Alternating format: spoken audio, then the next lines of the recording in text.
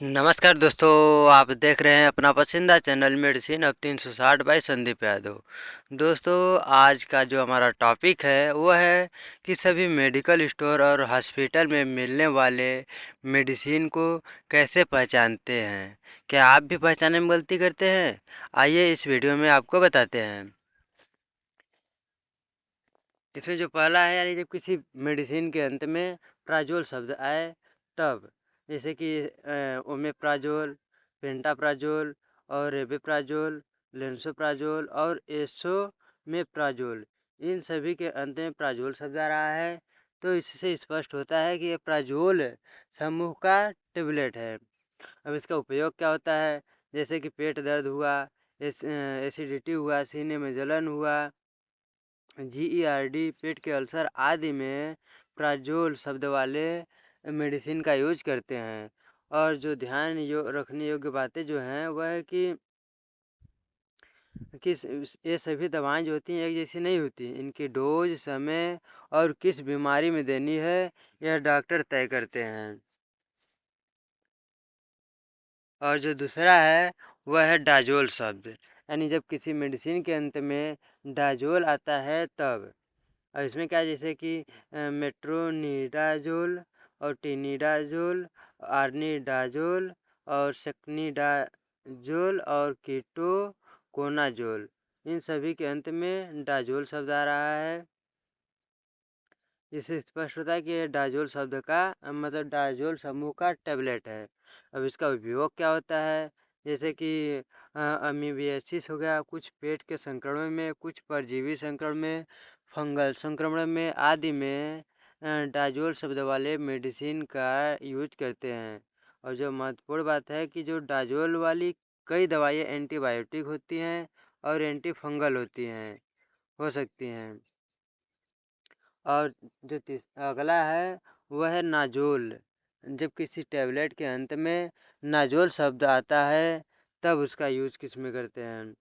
जैसे यहाँ पर क्या है, फ्लूकोनाजोन, कीटोकोनाजोल, इट्राकोनाजोल, वेरिकोनाजोल और पोसाकोनाजोल।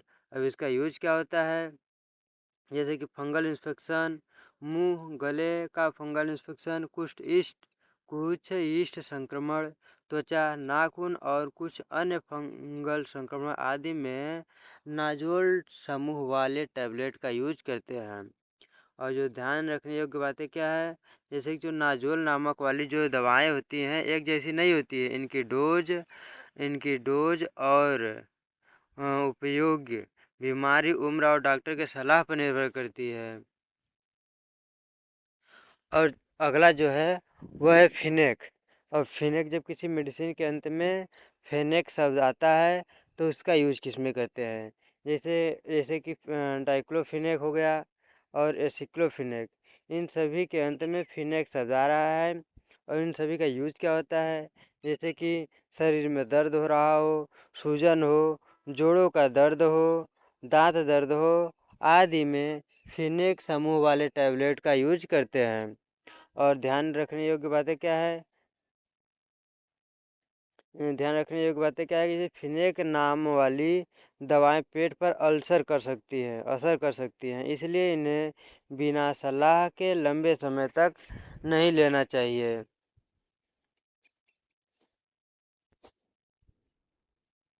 और जो अगला है वह है सेट्रॉन। सेट्रॉन क्या होता है? जैसे कि जब किसी टेबलेट के अंत में सेट्रॉन होता है तो जैसे कि ऑनडेन सेट्रॉन, ग्रेनीसेट्रॉन, पैलोनोसेट्रॉन, रामोसेट्रॉन और डोलोसेट्रॉन, इन सभी टैबलेट के अंत में सेट्रॉन समूह आ रहा है तो इसका यूज क्या होता है?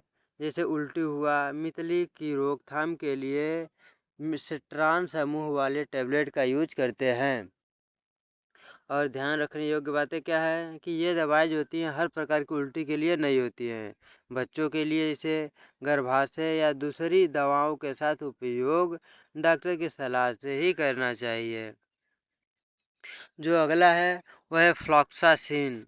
और जब किसी टैबलेट के अंदर फ्लॉक्सासिन आता है तो उसका यूज किस में करते हैं? जैसे सिप्रोफ्लॉक्सासिन, लेवोफ्लॉक्सासिन, ऑफफ्लॉक्सासिन और मॉक्सिफ्लॉक्सासिन और नॉरफ्लॉक्सासिन, इन सभी टैबलेट के अंत में फ्लॉक्सासिन आ रहा है। तो इनका उपयोग क्या होता है? इनका उपयोग क्या हो रहा है? जैसे कि कुछ श्वसन संबंधी, कुछ मूत्र मार्ग संबंधी बैक्टीरियल संक्रमण में फ्लॉक्सासिन वाले टैबलेट, समूह वाले टैबलेट का यूज करते हैं। और जो ध्यान रखने योग्य बातें जो है वह है कि फ्लॉक्सासिन वाली दवाएं एंटीबायोटिक हैं।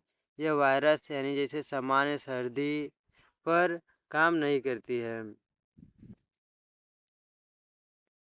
और जो अगला है वह माइसिन, यानी जब किसी मेडिसिन के अंत में माइसिन शब्द जुड़ा होता है तो उसका क्या कार्य होता है। जैसे एजिथ्रोमाइसिन, क्लेरिथ्रोमाइसिन, एरिथ्रोमाइसिन, रॉक्सी रॉक्सीथ्रोमाइसिन और स्पाइरामाइसिन, इन सभी टेबलेट के अंत में माइसिन शब्द आ रहा है। और इसका उपयोग क्या होता है?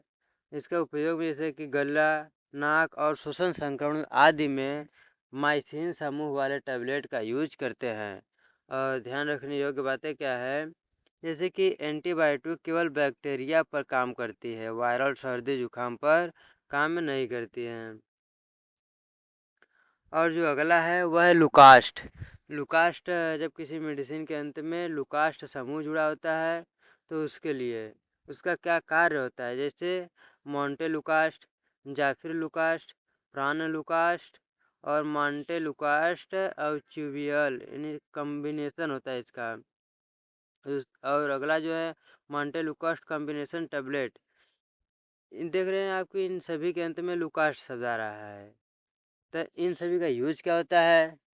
जैसे कि एलर्जी हो, जैसे नाक कान नाक बराव छींक आ रही हो और अस्थमा में लुकास्ट शब्द वाले समूह वाले टैबलेट का यूज करते हैं। और ध्यान योग्य जो बातें हैं क्या है कि जो मोंटे लुकास्ट है जैसी दवाएं अस्थमा पर का अचानक अटैक शुरू होने पर तुरंत राहत देती है। और जो अगला है वह है एफिल। जब किसी टैबलेट के अंत में एफिल समूह जुड़ा होता है तब उसका क्या कार्य होता है। जैसे सिंडेनाफिल और टाडानाफिल, वर्डेनाफिल, आवानाफिल और यूडेनाफिल, इन सभी के अंत में एफिल एफिल शब्द आ रहा है। इन सभी का यूज क्या होता है? जैसे कि इरेक्टाइल डिसफंक्शन होता है यानी ईडी के इलाज में, फेफड़ों के रक्तचाप के इलाज में इसका किया जाता है एफिल वाले समूह का। और ध्यान रखने योग्य बात है क्या है कि हर एफिल दवा हर व्यक्ति के लिए उपयुक्त नहीं होती है। किसी भी दवा का उपयोग उम्र, स्वास्थ्य और डॉक्टर की सलाह के अनुसार निर्भर करती है। और जो अगला है वह है सोन। जब किसी टैबलेट के अंत में सोन समूह आता है तब उसका क्या कार्य होता है। जैसे डेक्स डेक्सा मेथासोन, प्रेडिनोसोलोन, सॉरी ये नहीं रहेगा, ये सोलोन वाला गलत हो गया है। और अगला जो है बीटा मेथासोन और जो अगला है हाइड्रोकोर्टिसोन, इन सभी का यूज क्या होता है।